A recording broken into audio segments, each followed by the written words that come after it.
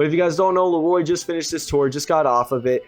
And LAROI did say he was going to drop his album during summer this year. Summer's over. We know that the album's not done. He's still trying to get a feature on what just happened. LAROI took to his Instagram to give us a new post, and he posted on his Instagram story talking about the album. In his Instagram caption, it just says, "Tour's over, time for new music."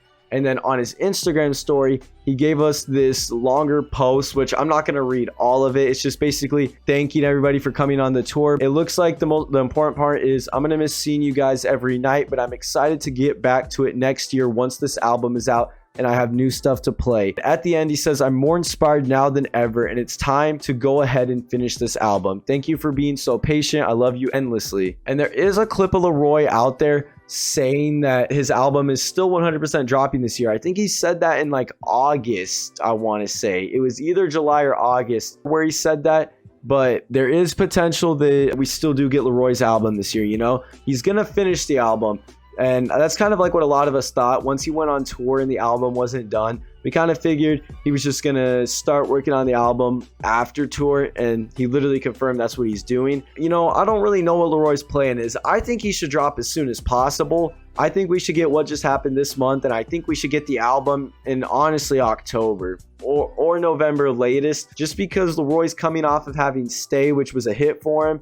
And I think just to benefit the most from that hit, I hate seeing artists that have a big song and then they wait forever to drop a project. I kind of think we've seen that with like Golden. Golden dropped Mood and then almost a year later dropped his debut album. After Mood for Ian was big, Ian waited until 2022, 2 years almost after Mood, to drop his first album since then. And LAROI had Stay last summer. Well, it's already been over a year since Stay's dropped. I don't think LAROI's in too big of a rush to release anything because 1,000 Miles did do good. I've heard it on the radio. It did good stream-wise. I just think LAROI needs to drop What Just Happened this month or Guess It's Love. Either one. I'm fine with either. And then we just need to get the album in September or November. I just don't want to see LAROI lose any of the traction or momentum that he has from Stay. I want him to be able to build off of that. And I'm not saying that he is going to lose it. I think LAROI's all right. But I just hate seeing artists wait so long to drop after they have a big hit. And it kind of makes me think it's not even the artist necessarily doing that. It looks like in this case it is LAROI because the album wasn't done.